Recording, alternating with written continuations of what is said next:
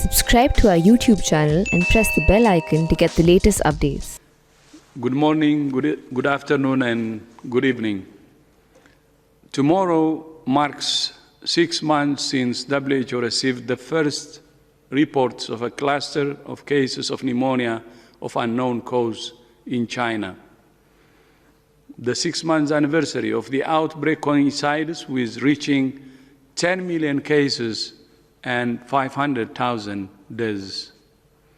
This is a moment for all of us to reflect on the progress we have made and the lessons we have learned, and to recommit ourselves to doing everything we can to save lives.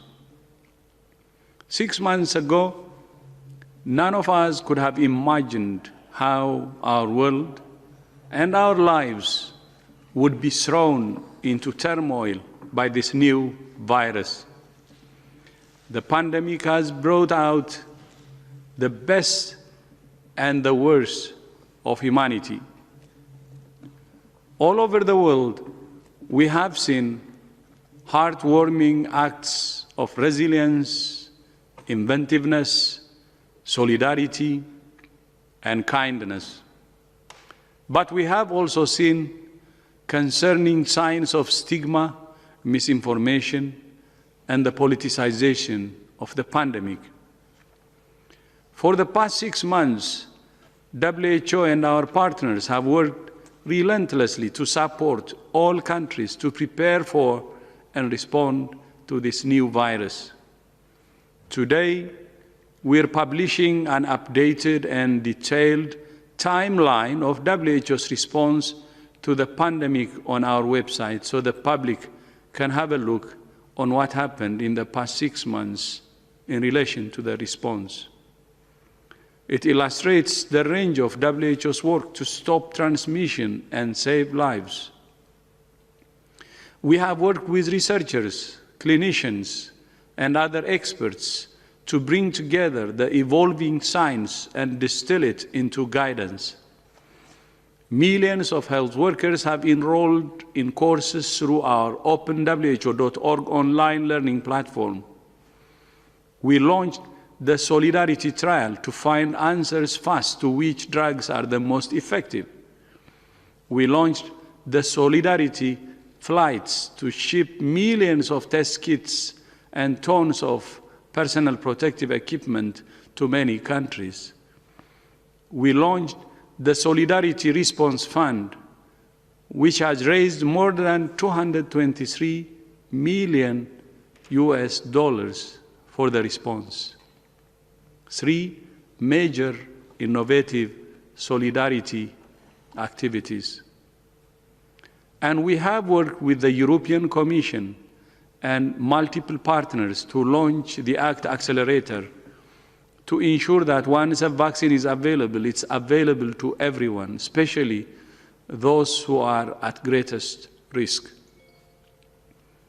Last Friday, we launched the ACT Accelerator investment case, which estimates that more than $31 billion will be needed to accelerate the development, equitable allocation, and delivery of vaccines, diagnostics, and therapeutics by the end of next year. Over the weekend, WHO was proud to partner in the global goal Unite for Our Future pledging conference organized by the European Commission and Global Citizen. The event mobilized new resources to respond to the COVID-19 pandemic globally, including in support of the ACT Accelerator. Although a vaccine will be an important long-term tool for controlling COVID-19, there are 5 priorities that every single country must focus on now to save lives now. First, empower communities. Every individual must understand that they are not helpless. There are things everyone should do to protect themselves and others. Your health is in your hands. That includes physical distancing, hand hygiene, covering coughs, staying home if you feel sick, wearing masks when appropriate, and only sharing information from reliable sources. You may be in low-risk category, but the choices you make could be the difference between life and death for someone else. Second, suppress transmission. Whether countries have no cases, clusters of cases, or community transmission, there are steps all countries can take to suppress the spread of the virus. Ensure that health workers have access to training and personal protective equipment. Improve surveillance to find cases. The single most important intervention for breaking chains of transmission is not necessarily high-tech and can be carried out by a broad range of professionals. It's tracing and quarantine contacts. Many countries actually have used non-health professionals to do contact tracing. Third, save lives. Early identification and clinical care saves lives. Providing oxygen and dexamethasone to people with severe and critical disease saves lives. And paying special attention to high-risk groups, including elderly people in long-term care facilities, saves lives. Japan has done this. It has one of the highest population of elderly people, but its death rate is low. And the reason is what we just said. Many countries can do that. They can save lives. Fourth, accelerate research. We have already learned a lot about this virus, but there is still a lot we don't know, and there are still tools we need. This week, we will convene a second meeting to assess progress on research and development and re-evaluate research priorities for the next stage of the pandemic. And fifth, political leadership. As we have said repeatedly, national unity and global solidarity are essential to implementing a comprehensive strategy to suppress transmission, save lives, and minimize the social and economic impact of the virus.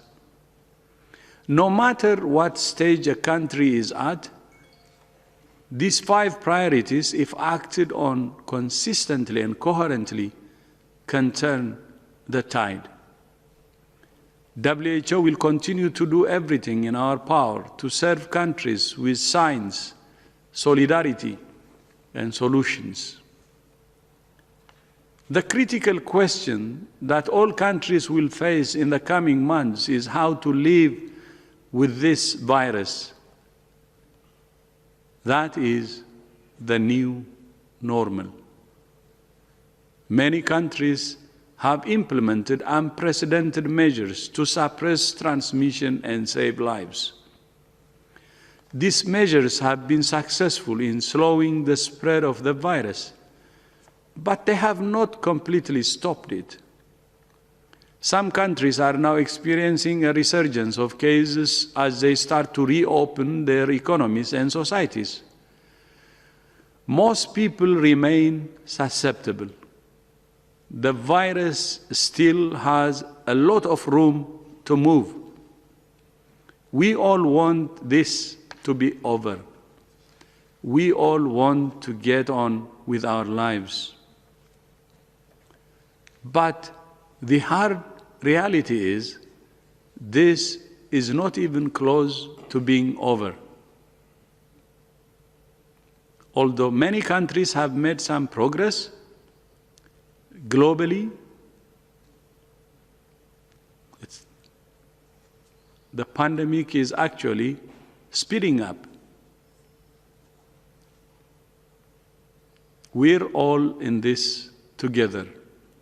And we're all in this for the long haul.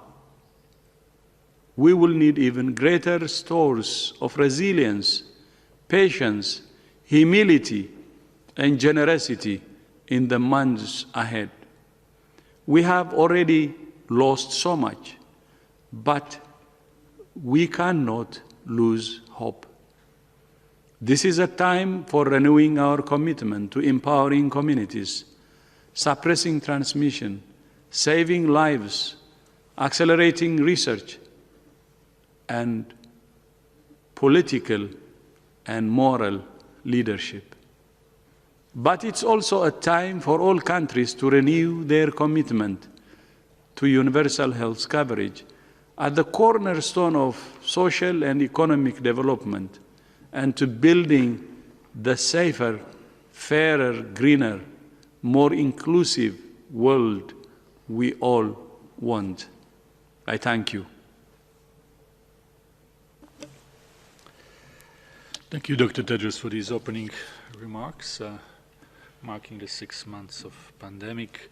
We will now open the floor to questions, reminding once again journalists that if they wish, they can ask questions in 6 UN languages and Portuguese. So if we are ready from the technical side, we will go first to Georgia, Georgian news agency, and we have with us Konstantin Yonatamishvili. If you hear us, Konstantin, please go ahead. Yes, Konstantin Yonatamishvili, I pressed Georgia. Thank you very much. My question is, for Georgia as a country with small economy, but at the same time with good results of fighting the coronavirus, what will be the mechanism to get access to the vaccine that will be developed, I hope, with the support of the World Health Organization? Are there any other possibilities to achieve so-called herd immunity besides vaccination? Thank you very much.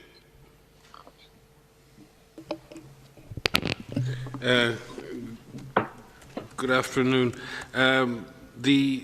We all hope, as you do, that we can reach a point where a safe and effective vaccine is developed and allocated fairly to countries around the world.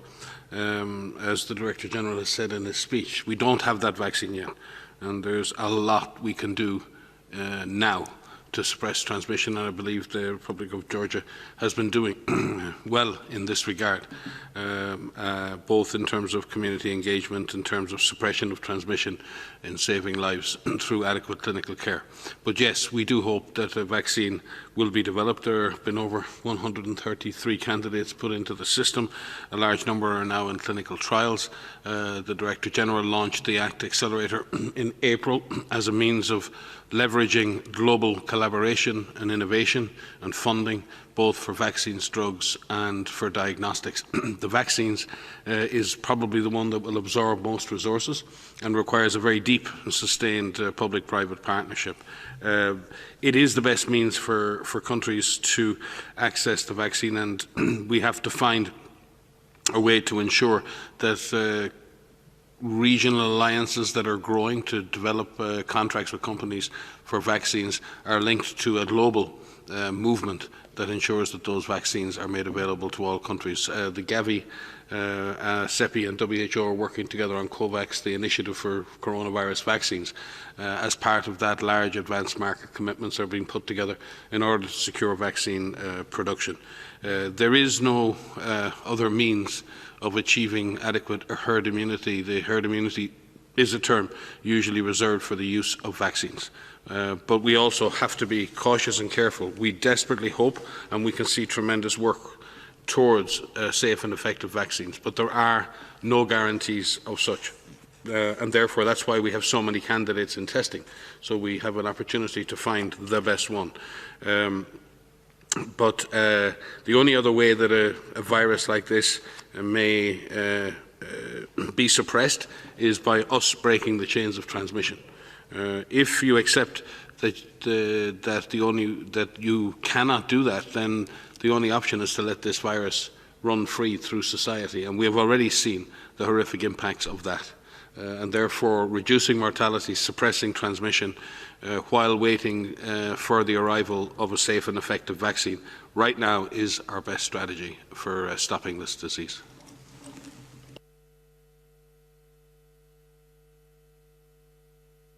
Yeah, thank you. I just would like to what my general said, Mike.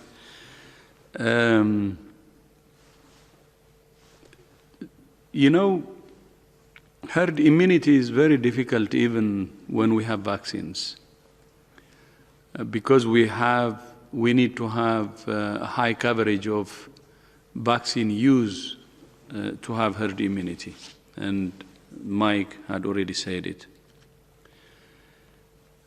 To be honest with you, I think it would be important to focus on what is at hand now. What is at hand now is the simple public health solution we have, that many countries use to suppress the transmission and to save lives. I will give you one example, which is a country, South Korea. In February, I remember, South Korea had the second largest number of cases after China. I spoke with the health minister, and the foreign minister came to Geneva to discuss with us in our headquarters here. We agreed on the comprehensive approach, and we agreed on implementing what's at hand to save lives and to suppress the transmission.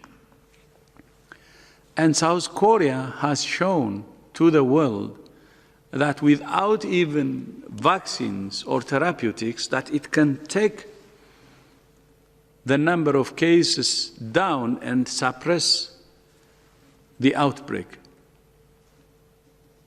So our message to the world is, if the government can do its best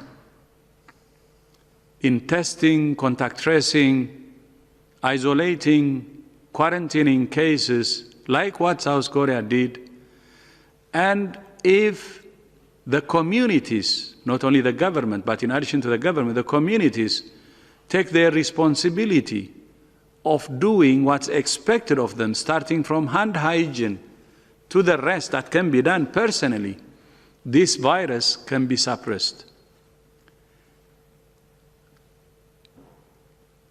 Time after time and country after country, what we have seen is this virus can be suppressed if the governments are serious about the things they have to do, their share, and if the community can do its share. So while doing our best to find a vaccine, which is the right thing to do, our advice from WHO is we should do everything we can using the tools we have at hand.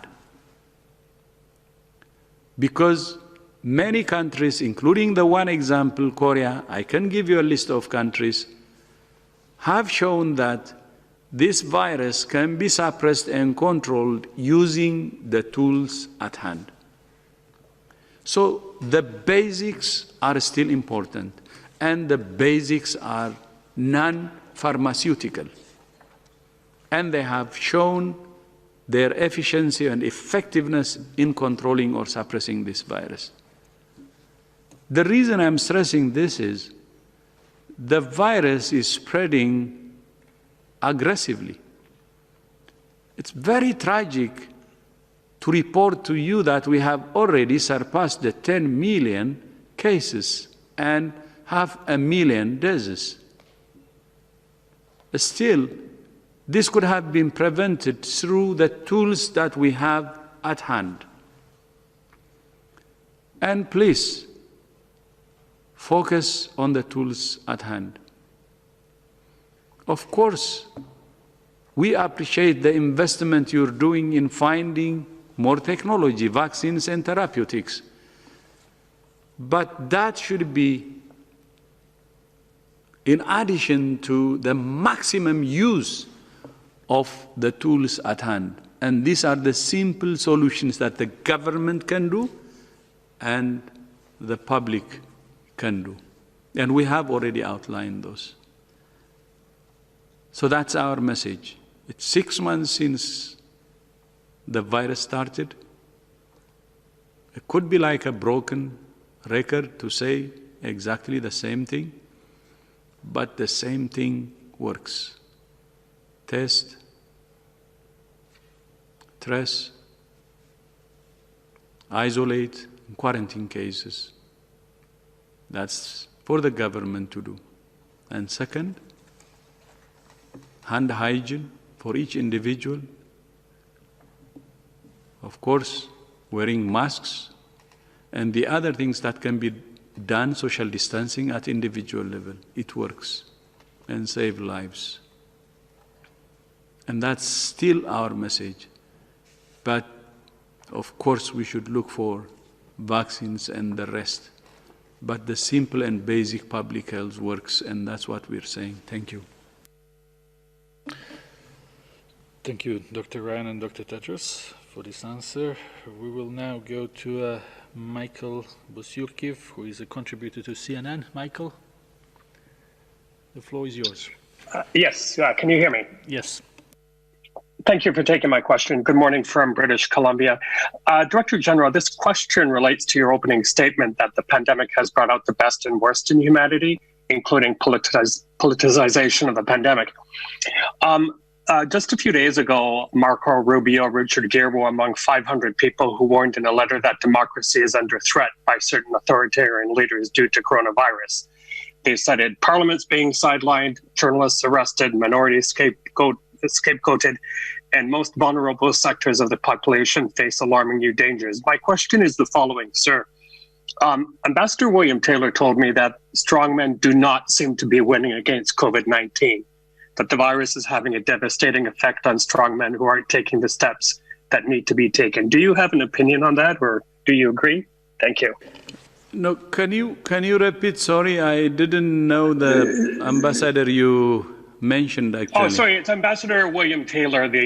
He's quite well known as a U.S. ambassador. He was in the congressional testimony a few months ago, served in various places around the world. And he's now with the U.S. Institute of Peace and studies strongmen a lot. And he said that if strongmen believe that they can take advantage of COVID-19 to suppress civil liberties, they're wrong, that this will backfire on them.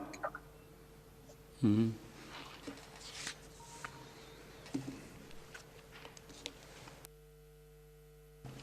Yeah, no, thank you. You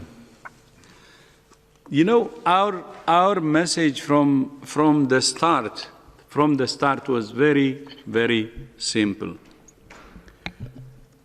I was a politician myself. I was a member of parliament. Maybe something I learned while I was a politician was, at the end of the day, what you do should be something that helps your people. And one thing maybe I learned, the biggest lesson is, even if we belong to different political parties, the citizens of that any country, you bring any country, are the same. So whether we belong to the right or left, or we're the center, what they call progressive party, what matters at the end of the day is what we do good for the people. Then if you take COVID, if you see it in doing good for our citizens, what you do is saving lives. Because even one life is important, whether it belongs to the left, to the right, or to the center. And that's why, from the start, we said, please, please, quarantine COVID politics. Please, we need national unity, unity at the country level, unity among political parties, unity across ideologies, unity across beliefs, unity across races, unity across any differences you can mention. Because there was a reason why we said that. This virus has two dangerous combinations, and we have said it many times. And even the international expert group that visited China, that was composed of many countries, including the US, Germany, Japan, Nigeria, Korea, Singapore, many countries actually, a very diverse, Russia, a very diverse group of international experts said this virus has two dangerous combinations. One is it's fast, it's contagious. Second, it's a killer. And it can exploit divisions between us across all the lines which I have said. And that's why WHO has been saying, please avoid any division. Any differences could be exploited by the virus. And that we have to fight this virus in unison.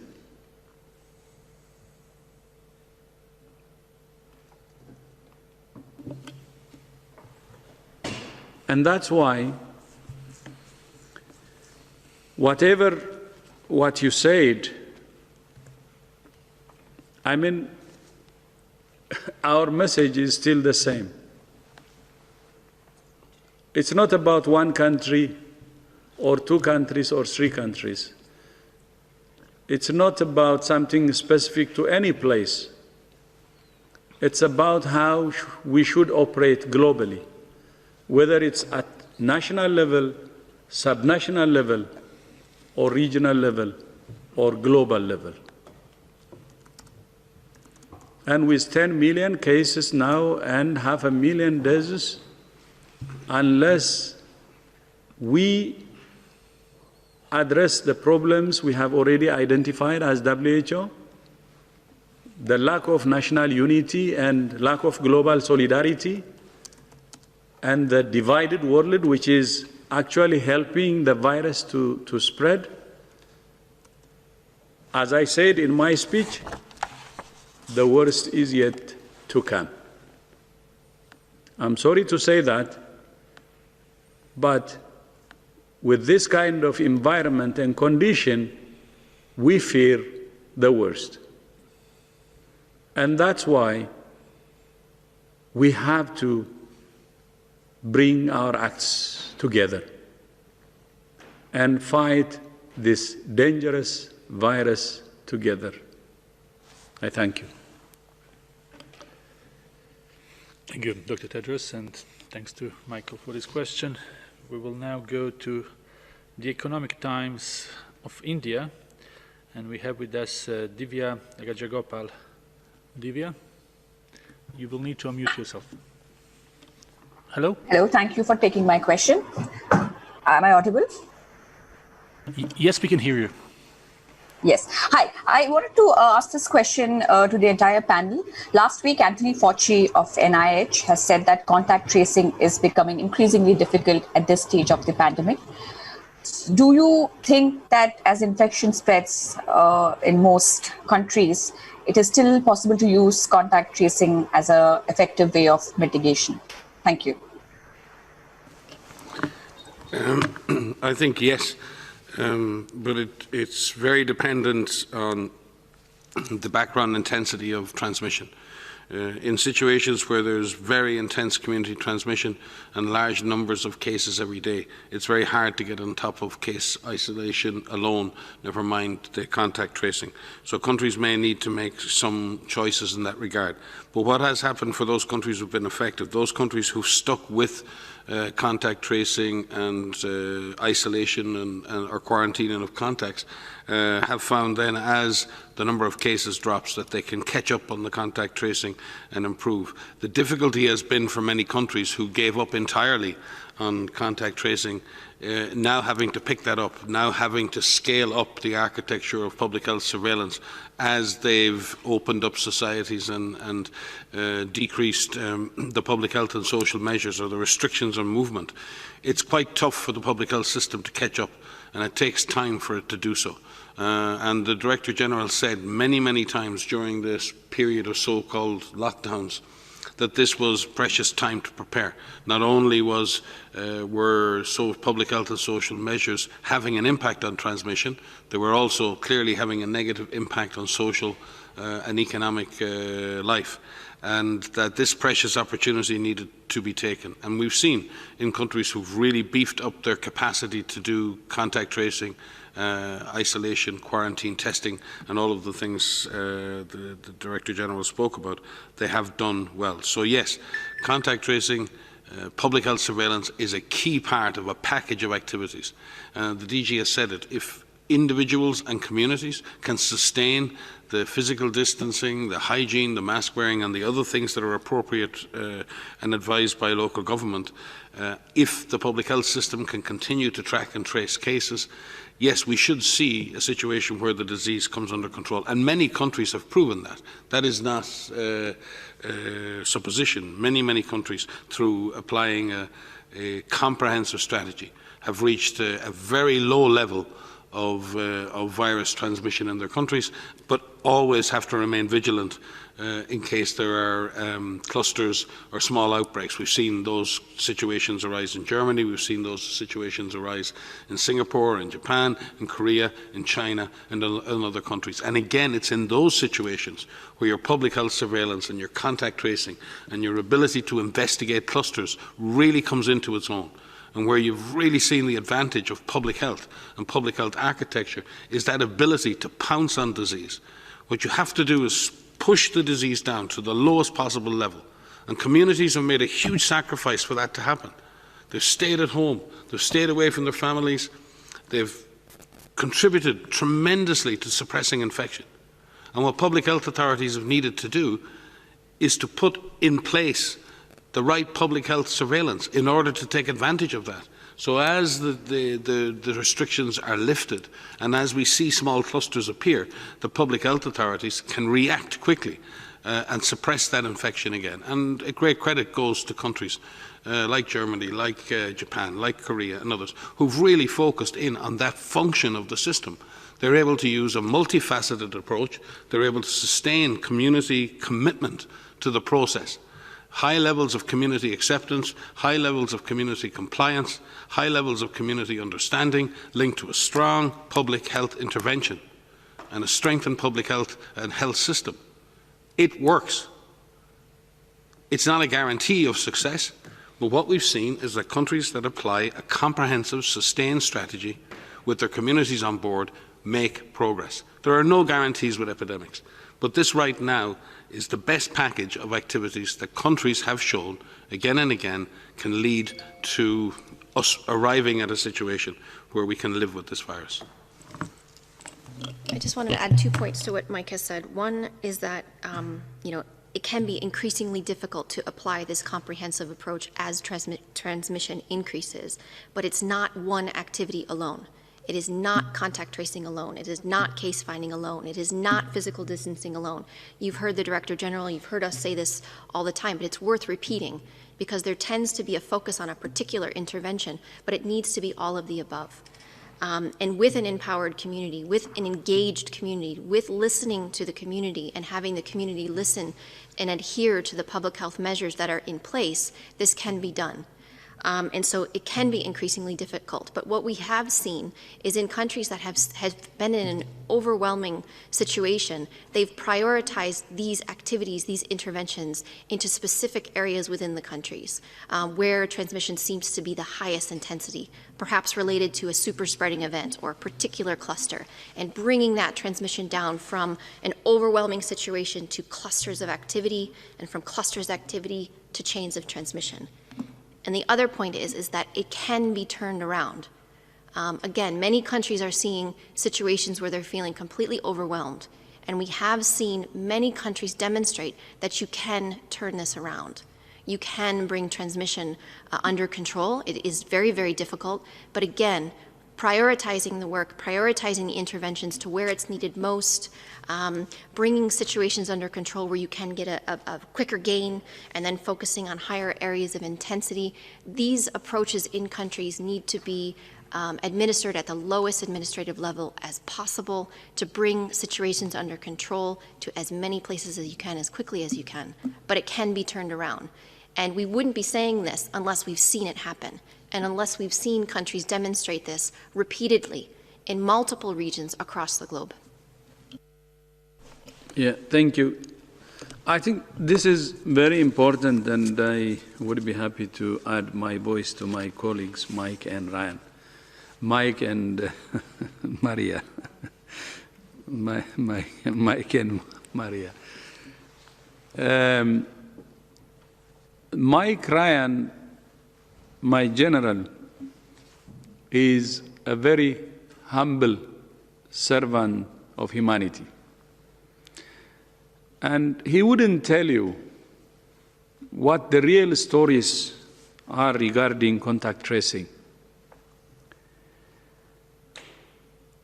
I know contact tracing is difficult, and I agree with you, our colleague, our friend who asked this question. And I know and I understand if countries say contact tracing is difficult. But if you want to try difficult, probably add contact tracing, the number of cases you trace, with a situation which is dire to your life, meaning try it in a place like North Kivu in DRC, where 20 rebels operate, armed rebels, and where security is not there, where your own security is precarious, and when Mike Ryan was leading the whole effort. He was in DRC, North Kivu, for several months, when there was engagement between different warring parties almost every single day. And when you would do contact tracing of 25,000 a day, despite that security situation.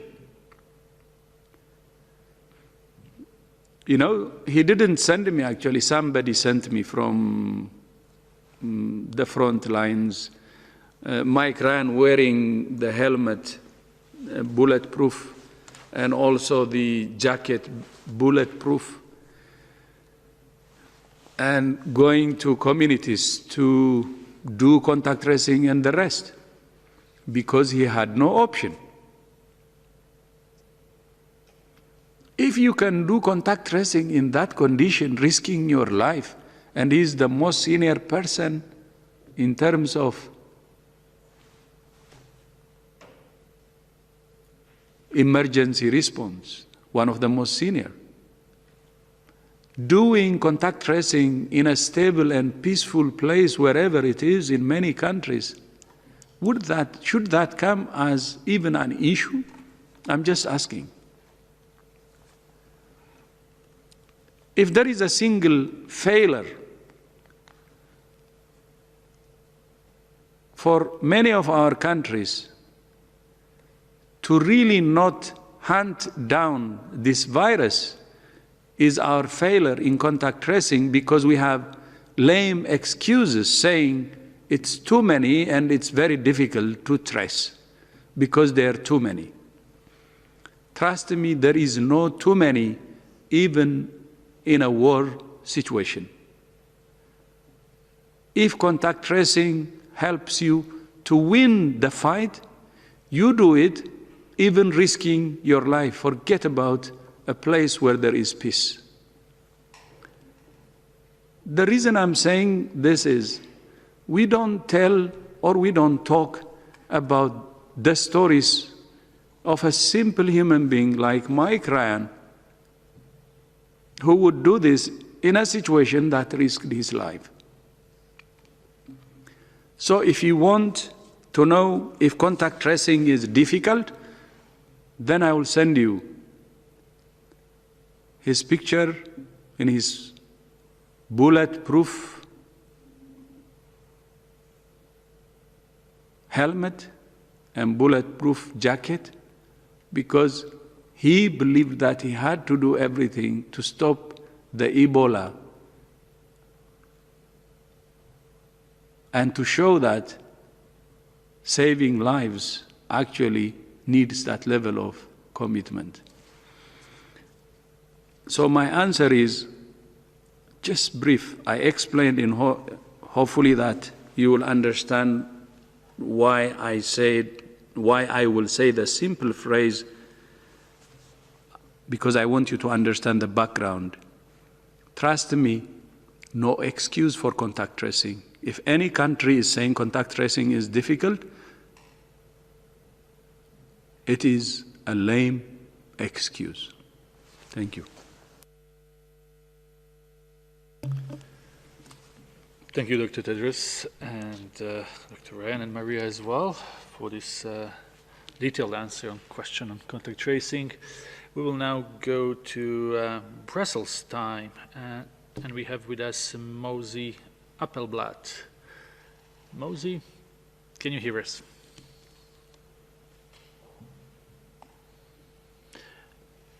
You just need to press unmute. I did it now, okay. Hello? Now we can hear you. Yes, we can hear you. Okay, thank you very much. My question refers perhaps to lessons learned.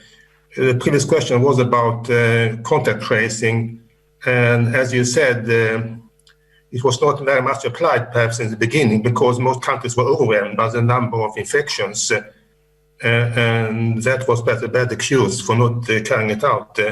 But that brings us to the question if you have any lessons learned about the type of contact tracing which should be applied. I'm thinking about, let's say, manual contact tracing and digital contact tracing, which also involves questions about privacy. And that brings me to my more overall question, because I remember that there was a World Health Assembly which took place in May, I think, and it decided that WHO should, at its own choice of timing, perhaps initiate some kind of evaluation of its lessons learned of the response to the coronavirus. So I would like to ask if it has started, or if you think it is perhaps too early, although already, as you said in the beginning, Director General Dr. Tedros said half a year has passed since we got the first report of the outbreak. And the other investigation which was decided by the Assembly was to find out the zoonotic cause or source of the virus. And maybe we somehow already know it more or less, but I wonder if that evaluation or investigation has started. Thank you. That's lots of questions, and I did forget to remind everyone, as I do usually, that we take one question per person. But Dr. Ryan will try to help. I will take the last one. The last one on the zoonotic source. WHO has been saying that knowing the source of the virus is very, very important. It's science, it's public health. We can fight the virus better when we know everything about the virus, including how it started. and we will be sending a team next week to China to prepare for that, and we hope that that will lead into understanding how the virus started and what we can do for the future to prepare. So we're planning to send a team next week. Thank you.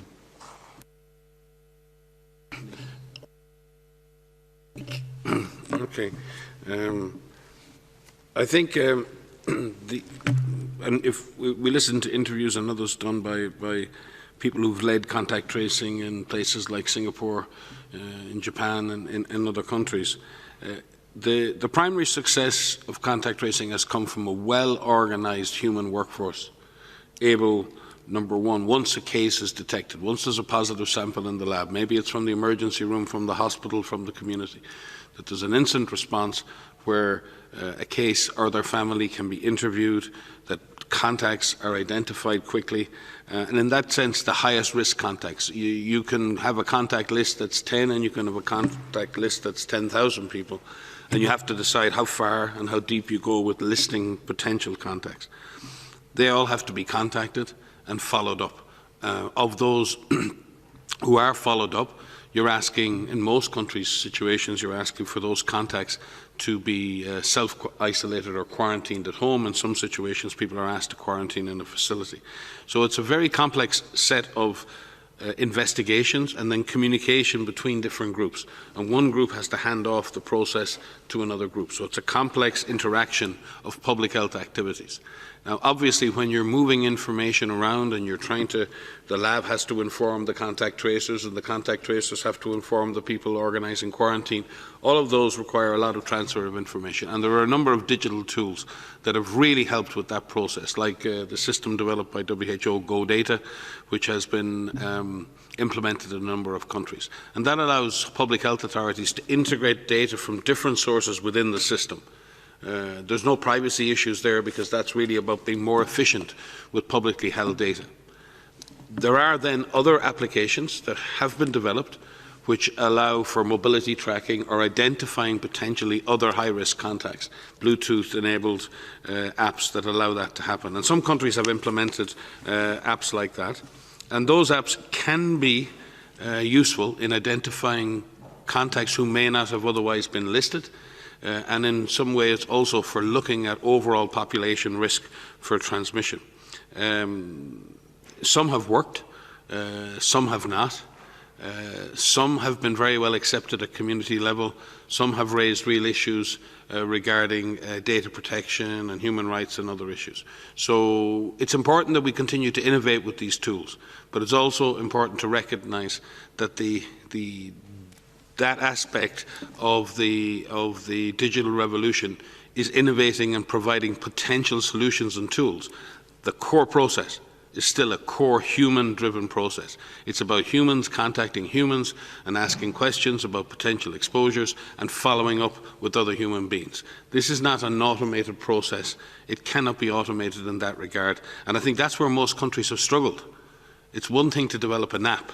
It's another thing to identify and train a human workforce that can go out and be disease detectives. And you'll see that in most countries who've been successful. What they've really managed to do is train community-based people who know their localities.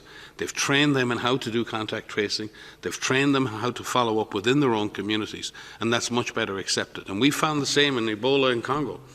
If you bring contact tracers into small villages where people are outsiders, it's a potential flashpoint. So the more localized the response is, the better. And localization of public health intervention is a very important concept, and it's something that governments need to address. So I think that would be my advice. Localize contact tracing, bring it down to the lowest level, have it as much as possible based in and done by the community, and enhance the efficiency of that where you can with digital systems and applications as appropriate. But they're not in themselves the answer. With regard to your second question regarding what have we learned, we're learning a lot. And interestingly, when we talk about contact tracing, we had a major meeting 2 weeks ago from experts from all over the world who've been implementing contact tracing. Today we have a meeting of the steering committee of GORN, which is considering the outcomes of that meeting. I think tomorrow we begin a meeting on what we've learned in research over the last 6 months in the next few days. And right now, at this 6-month period, we've been doing ourselves internally a number of internal retreats looking at what we've learned over the last 6 months. Our program, the Emergencies program, here is under the routine assessment of the Independent Oversight and Advisory Committee, which is a body that reports directly to the World Health Assembly.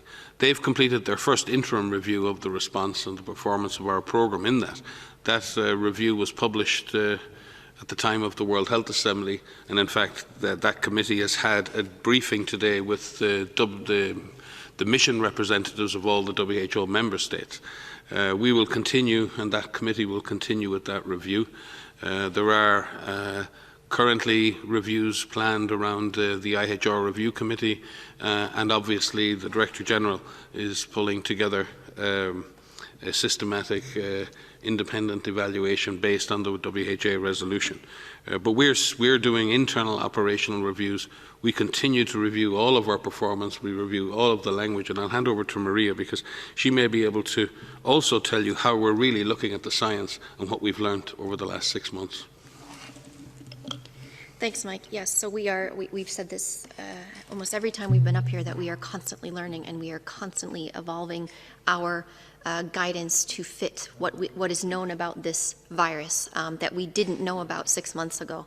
I think the way that we do that is through our international networks, where we are speaking directly with frontline workers every day, whether these are clinicians and public health professionals, whether these are virologists, laboratorians who are working with specimens, with samples, looking at sequences, whether we're looking at people who are working on infection prevention and control to prevent transmission in healthcare settings, looking at epidemiology and modeling, understanding transmission and where transmission is happening, how transmission is happening, and how that affects our guidance and our advice.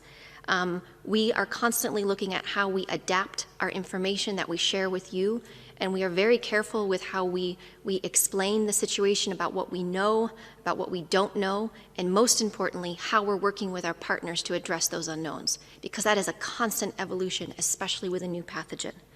I just want to mention one last thing is about what you can do yourself. The Director General mentioned this in his speech, but please feel empowered. Please know that you can do things yourself to prevent yourself from getting infected. And importantly, not only protecting yourself, but protecting your family and potentially somebody who is part of a vulnerable category, who has an underlying condition or maybe of advanced age, who will go on to develop severe disease if they are infected. So knowing what you can do, if you're in a situation where there is increasing transmission or intense transmission, if you're asked to stay home, please stay home, because there are many people who can't. And those individuals who are working in healthcare facilities, who are caring for infected patients, who are in ICU, who are in hospital beds, they can't stay home. And you, if you can, please do. We know this is difficult, and we know that people want this to be over, and there are many things that we all want to do. But it's going to be difficult for some time before we get out of this. But we will. And so not only do governments need to have strong leadership and be very clear on what needs to be done, adapting that to the most localized level as possible, you yourselves can also play a role. Men, women, children, all of you, all of us have a role to play. Many thanks. We had a bit longer answers today, but it's because questions were good. We will take 2 more questions before concluding this press briefing. First, we will go to Chen from China Daily. Chen? Hi. Dr. Tedros, you have repeatedly voiced concern over stigmatization and politicization of COVID-19. But U.S. President Donald Trump, just last week in speeches and rallies, continues to use words like Kung flu or China virus. Does WHO consider this as seriously undermining the global solidarity? And do WHO usually convey such concern to your U.S. contact like U.S. CDC? Thank you.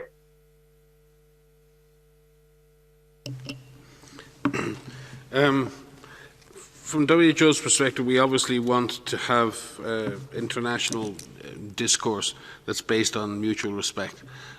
And in that sense, we encourage all people at all levels and in all countries to use language that is appropriate, respectful, and is not associated with any connotations that are negative.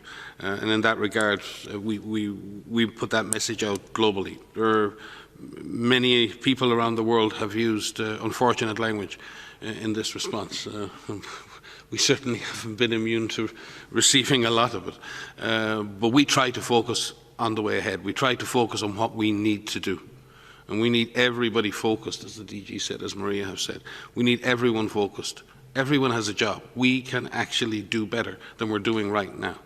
We have a lot of vulnerable people to protect and shield.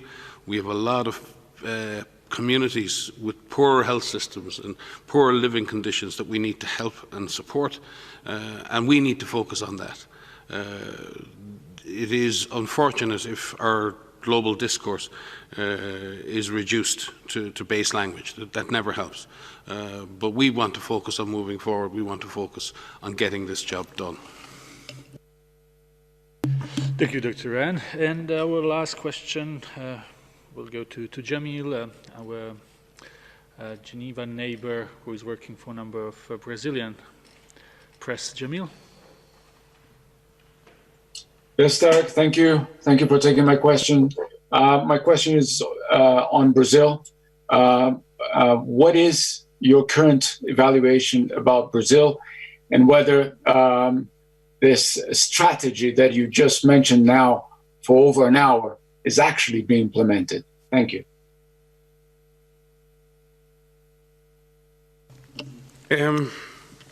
Certainly in the Americas, things, and I'll come to Brazil, but overall in the Americas, the situation is difficult. The Americas as a whole represent half the cases and almost half the deaths in the whole world.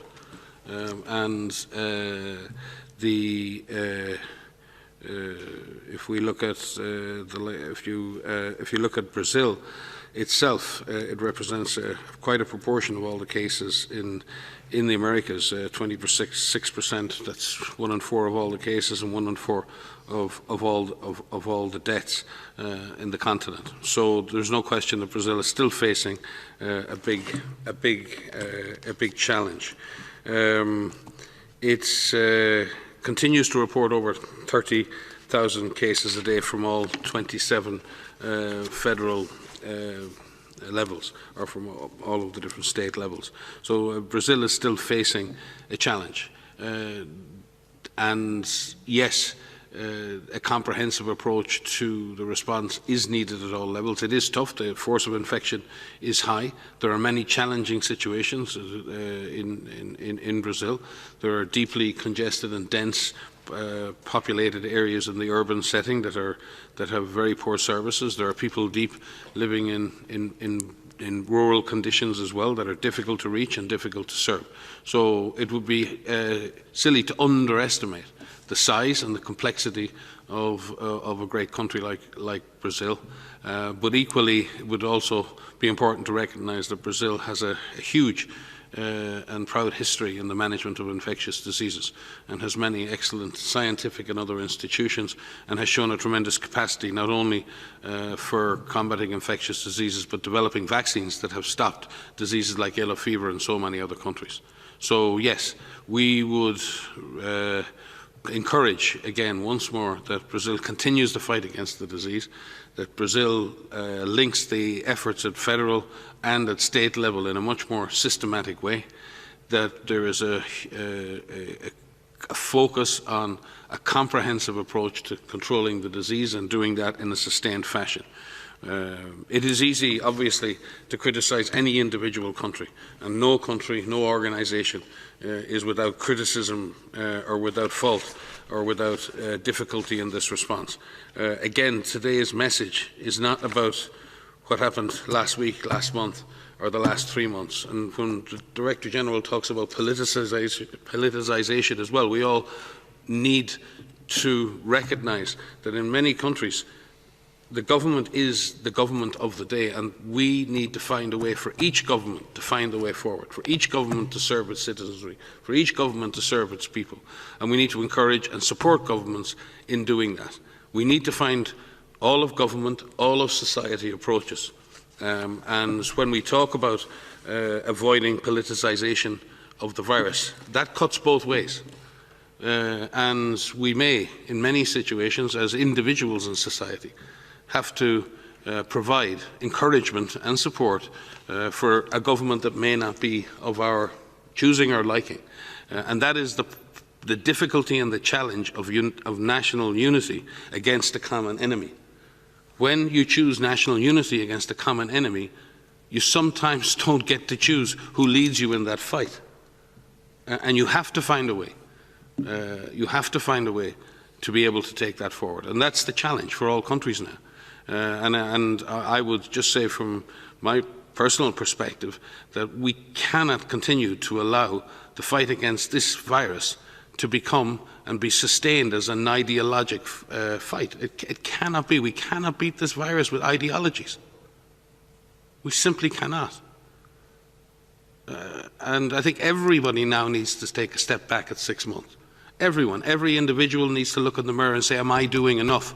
And every politician needs to look in the mirror and say, am I doing enough to stop this virus? And I think we need to have a big conversation with ourselves on this. And now is the time, because we don't have time to waste. If I just may briefly add, it has nothing to do with the politics, but it's about the science. And I would like to ask us to side on the side of science, and to side on the side of public health and experience. We are learning from experience. We are learning about this virus. We know what works. We're not saying that it's easy. We're not saying that it will not take more time, and it will be difficult for individuals and families and communities and nations. But we are adapting our approach and tailoring our approach based on what we are learning. And we need people to be with us with this science as we communicate this with you, as we adapt it within our guidance, as we modify these approaches going forward. We know what works in suppressing transmission, and we know what works for reducing mortality. Let's do that. This will conclude a longer than usual press briefing. Still, we will have an audio file sent to you soon, and the transcript will be posted tomorrow. From my side, I wish you a very nice evening.